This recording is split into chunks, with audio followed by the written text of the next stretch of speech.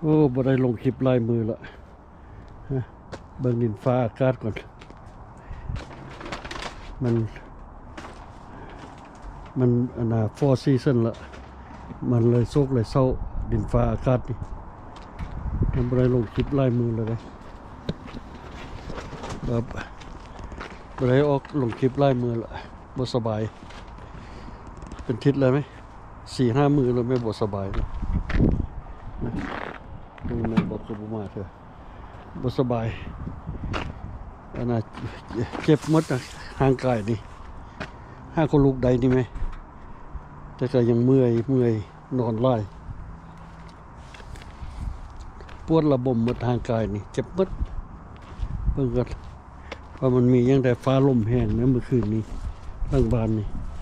มียังปิวมียังสะเด้ฟ้าลมแห้งไล่คืนนี้เพิ่งเรื่องบานก่อนนี่มัน4 ซีซั่นละมันเลยเศร้าเลยโมงไหมฤดูกาลนี้แล้วฤดูกาลเศร้าโมง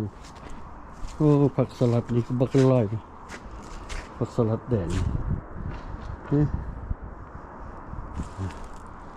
ผักสลัดแดงมักเล่นมากเลย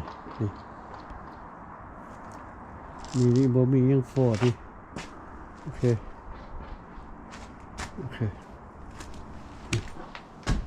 อันนี้ร่างบานปุยฟรีเซอร์ได้ทับฟรีเซอร์นี่ก่อนทับฟรีเซอร์นี่ก่อนเป็นอะไรเอานี่เลยทับอันอื่นยันหมดเลยเป็นไอ้ไหม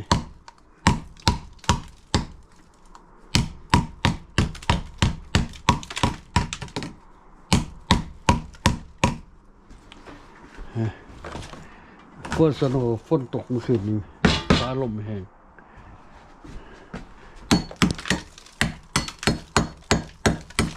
ทับเอาที่ออก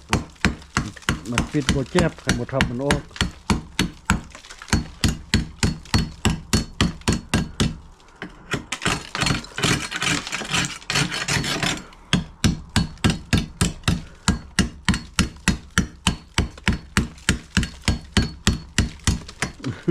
ทับไอออกจากฟรีเซอร์เนี่ยมันเป็นไอท่วมมันฝ้ามันปิดโบแจ๊บนี่แค่เลยนี่ว่าปิดไปได้แต่สิได้ลดความเย็นลงได้ดิมันเย็นโพดไหมมันมันอุ่นหน่อยหนึ่งโอเคเบิ่งตู้ยกตู้เย็นฟรีเซอร์นี่ก็ตู้เย็นบ่ได้ใช้งานแล้วตู้เย็นนี่ก็ได้ดิสิได้ใช้อยู่นี่น่ะ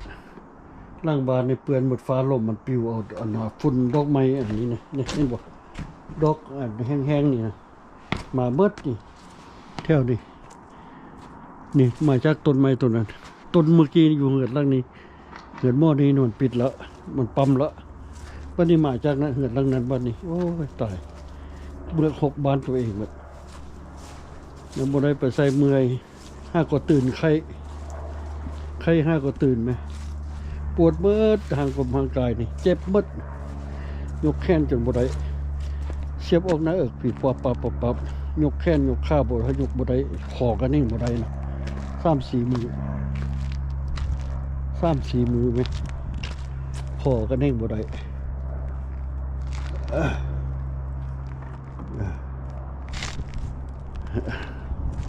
ห้าก็ไปตลาดมาไปซื้อข้าวไปซื้ออาหารซื้อปลาดมปลาแดกมาไว้กินบ่ได้ออกบ้านลายมือสำรวจนะบ้านเหือน3 บ้าน2ครับบ่ได้ออกลายมือละเหือนนี่อันนี้หม้อนี่มันสิเฮ็ดหยังนี่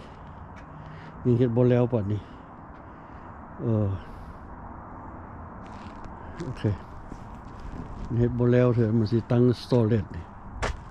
บ่แล้วซ้ำบ่ได้ซ้ำอยู่บ้านเฮือนบ่โฮมก็เป็นอันนี้แหละ อยู่ที่ไปแล้วเงินบ่ได้มีเพย์เมนต์อยู่ไปเสียแหละกันจะไปซื้อเงินครับเนี่ยลำบากสิเพย์เมนต์40 ปีอีกนะอยู่ในนี้เงินบ่มีเพย์เมนต์ก็อยู่ไปเสียแหละบ่ได้ยังละแต่ว่าโอ้ถุงนี่ก็ขาดหมด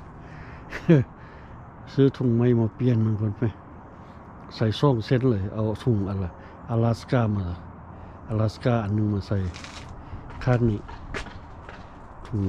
ถุงประจำรัฐอลาสก้าแล้วก็ถุงอเมริกานี่มันเฮี้ยนนี่ก็ยามันให้มันเป็นซิกเนเจอร์เลยนะโอเคเพื่อไปพักผ่อนเมื่อยออกบานสำนีเมื่อยไหมไปพักผ่อนกันใครห้าก็ตื่นมันก็เมื่อยแล้วเนาะเบิ่งสิเอาอันนี้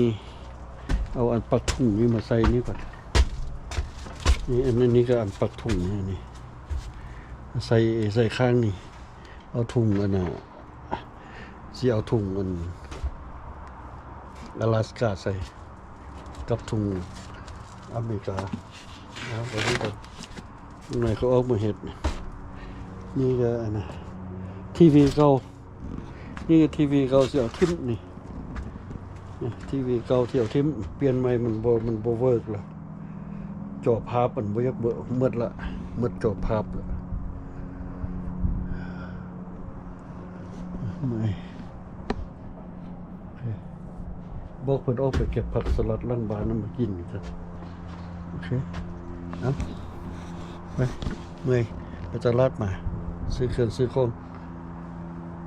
บาย